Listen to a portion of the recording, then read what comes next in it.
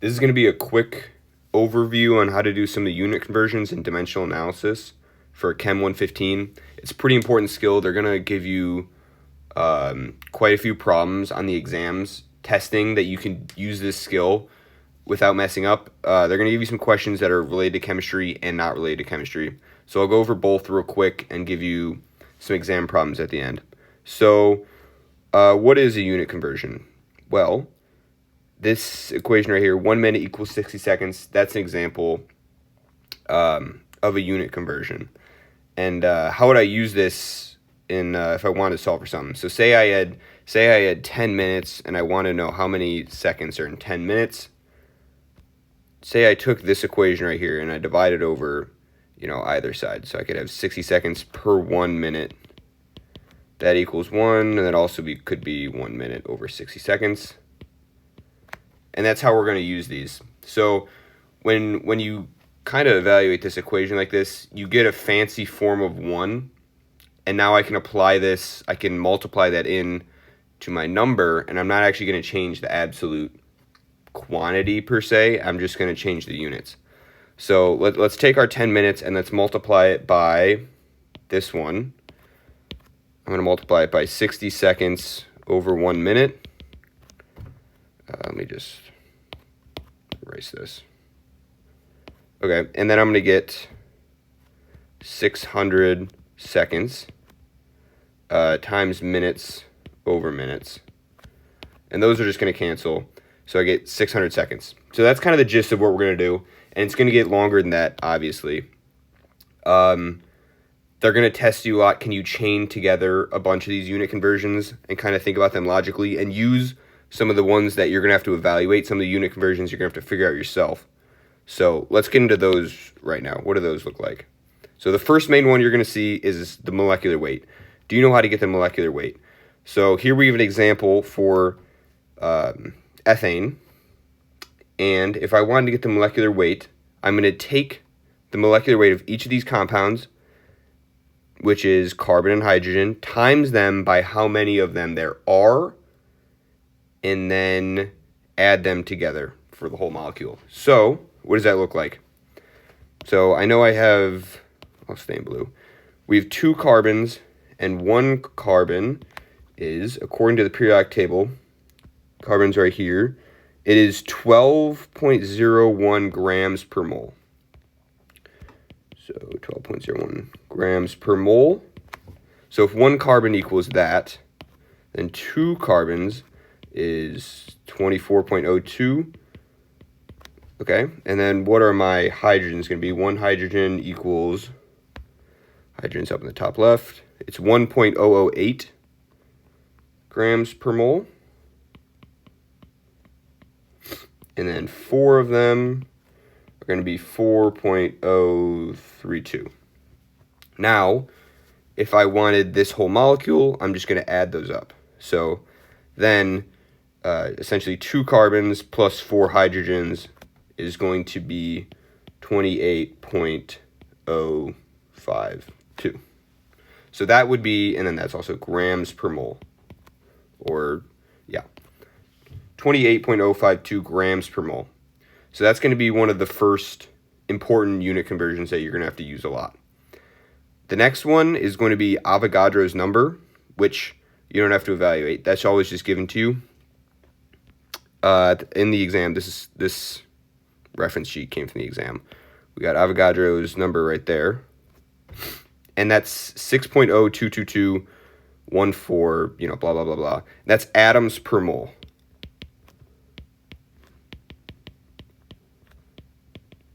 It's atoms per 1 mole. That's just the measure of how many atoms we have in 1 mole. In chemistry, you're going to refer to things in moles a lot because it's very convenient. You don't want to say I have, 20 bajillion atoms every time you're trying to do a little calculation. It's a lot easier to say you have 1 or 2 moles. So it's a very convenient number. That's why we're going to use that. So you'll see in a lot of questions, if they ever ask for how many atoms is this, you're oftentimes going to have moles and then use Avogadro's number to get the atoms. So next, stoic. So now when we come into reactions, we can use these stoichiometric ratios right here to figure out how much reactants or products we're going to get from another number of products or reactants. So what does that mean? When reactions happen, they always go in these stoichiometric ratios.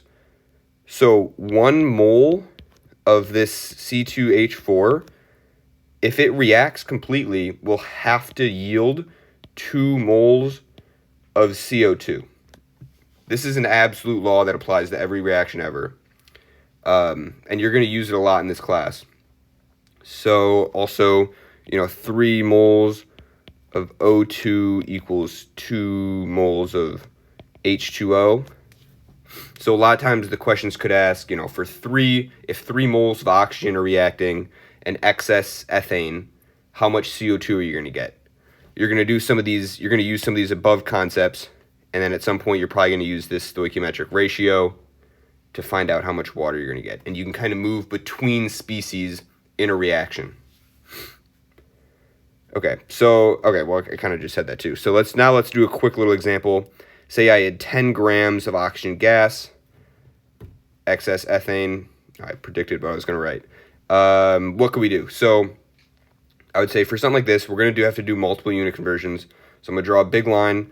Always start on the left with what they tell you. I have 10 grams. And also here we're not solving for anything, so I'm just going to try to illustrate some of the concepts. If I have 10 grams of oxygen gas, how many moles do I have? Well, what is our molecular weight of O2? If we go up to our periodic table, oxygen, 16 grams per mole. And we have, so 1 O would equal 16. 2 of them is 32. So then O2 molecular weight equals 32 grams per mole. If I wanted to use that as a unit conversion now, I would want, so here, let me back up a second. Our unit conversion is 32 grams equals 1 mole of O2. And I'm going to want to put my grams in the denominator so that they cancel. So 32 grams, 1 mole. Okay, and then when you set them up like this, you're going to multiply all the numbers on the top and then divide all the ones at the bottom. These grams would end up canceling. So say, I obviously didn't write anything for us to solve here, but say I wanted to find out how much moles of CO2 I'm going to form. I could then do 3 moles of O2 for every 2 moles of CO2, and then that could be a way to solve for CO2. Okay, so now let's do some previous exam problems. Butane is widely used in liquid form as a fuel for lighters and butane torches. Calculate the moles of butane present in 101 grams of butane. Okay, I'm going to draw my line, and they tell us we have 101 grams of this, and they want moles present. So how can we go from grams to moles? From what we know and what we just learned, how can we go from grams to moles? Well, this unit conversion is the molecular weight. So what is the molecular weight of C4H10? Let's figure that out. So 1 carbon atom is 12.01. Yeah, pulling that from right here. 12.001. So 4 of them is going to be 48.004. And then for our hydrogens, 1 hydrogen equals 1.008. And we have 10 of these. So we're going to have 10.08. And then we're going to want to add these up.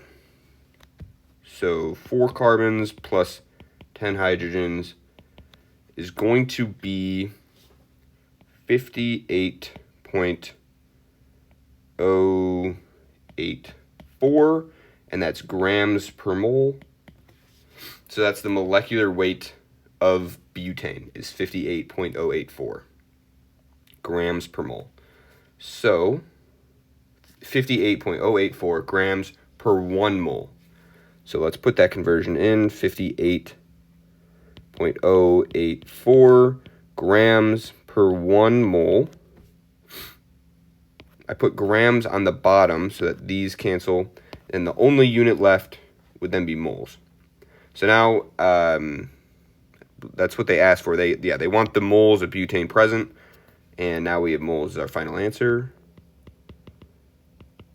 So you just multiply everything on the top and then divide by everything on the bottom. 101 divided by 58.04. 58.084. I think I said that wrong. 1.73886. Okay. Also, if we look at our answers, it could really be either one of these. So sig figs come in. We did multiplication. So sig figs multiplication is you just take the least number of significant figures of the quantities you were given and then just round to that. The only quantity we were given, well, I guess this number here, this 101, is 3 sig figs.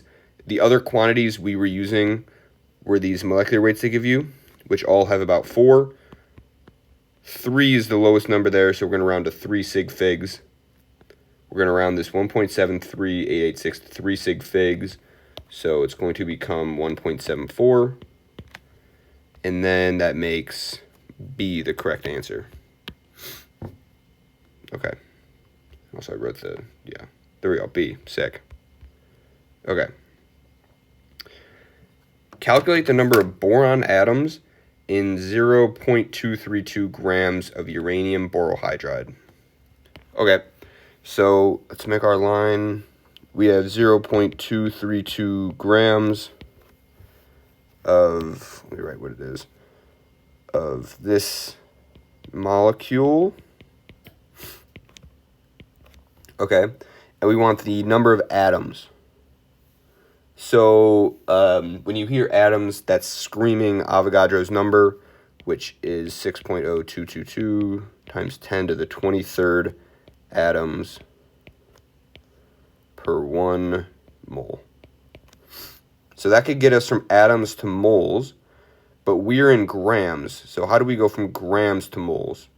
That's, as we've seen previously, that's going to be the molecular weight.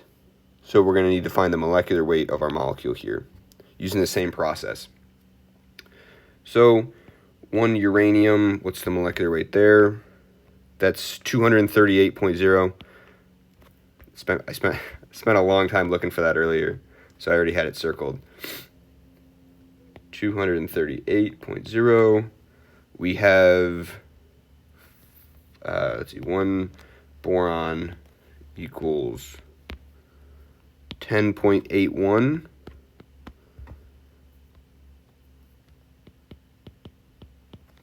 And 4 of them would equal, I'm not doing that in my head, 43.24. And then we have 16 hydrogens. So 1H would be 1.008. 16 of them is 16.128. Okay, let's add up now. So we have let me keep track. We're adding this to this to this. So 1 uranium plus 4 boron plus 16 hydrogen is going to be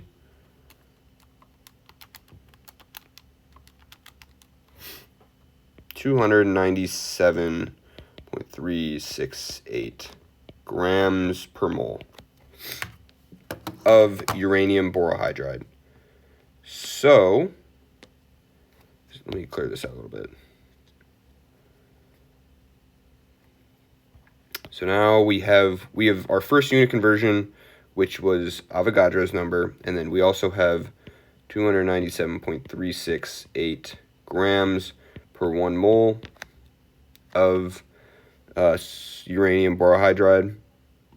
So now let's put these in and see what we can get. So let's go from grams to moles first. 297.368 grams per 1 mole. And then in 1 mole, there are 4 moles of boron. So here, okay, this is important. I'm going to skip a step. We have, when I say 1 mole in this denominator, I'm talking about the uranium borohydride. And in 1 mole of uranium borohydride, there is 4 moles of boron. Because we don't want the number of atoms in the whole molecule. We want the number of atoms of just boron. So, in 1 mole of the whole species, we have 4 moles of boron. And then in 1 mole of boron, we have 6.022 times 10 to the 23rd atoms. Okay, so now multiply all the top and divide all the bottom.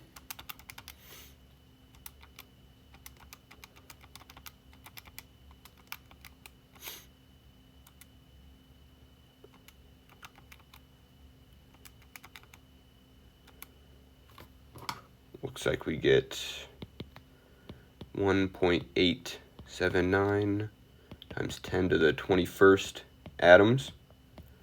So let's just make sure all these canceled. So this is grams of that. Grams, 1 mole, moles. Okay, and then we're just left with atoms, which corresponds to E. Okay, also, yeah, there it is, E. Okay, great. Number 11. A 50 milliliter graduated cylinder contains 25 milliliters of water. A 142.504 gram piece of osmium is placed in the graduated cylinder and the water level rises to 31.3 milliliters. What is the density? So, what's the units of density?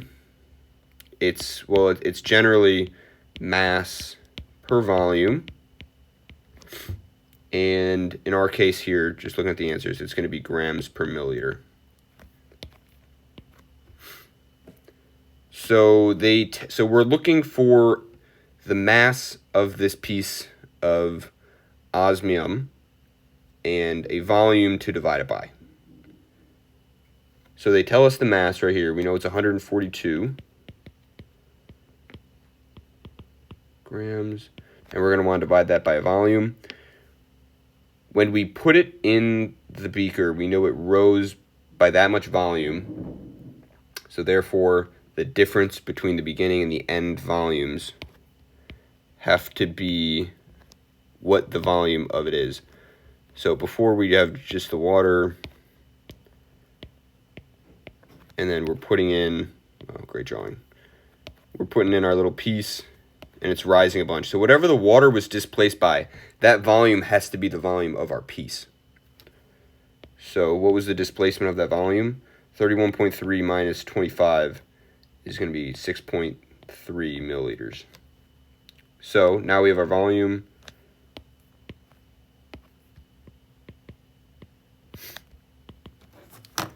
And we can divide now our mass divided by our volume.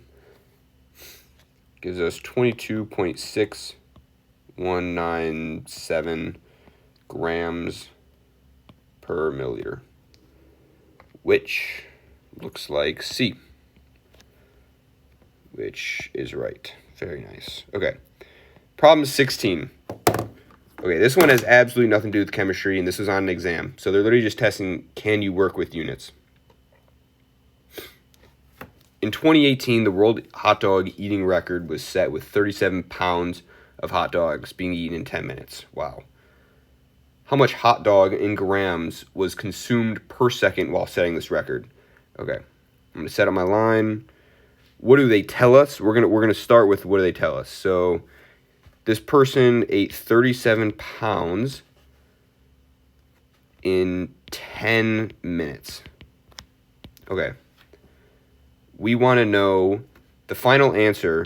we want to be in, also the brackets around an equation just mean units. So we want our final answer to be in grams per second.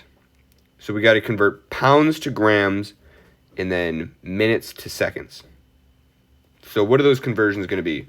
What is, blank pounds equals blank grams, and, blank minutes equal blank seconds. We know this one. This one is 1 minute equals 60 seconds. But I don't know off the top of my head how many grams are in a pound. So let's see if they gave it to you on this test. And they did right there. So 1 pound is 453.592 grams. Let's put that in. What was it? 453.9. This is small. Okay, 0.9. Oh, no, not 0.9. 0.592. Okay, so there's our 2 unit conversions. So let's plug it in. Let's do the pounds first. 1 pound in the denominator, 453.592 grams. And then, so now pounds cancel. Let's get rid of that minutes now. We're going to want minutes in the numerator so that cancels, and then 60 seconds. Multiply everything on the top, divide it by everything on the bottom.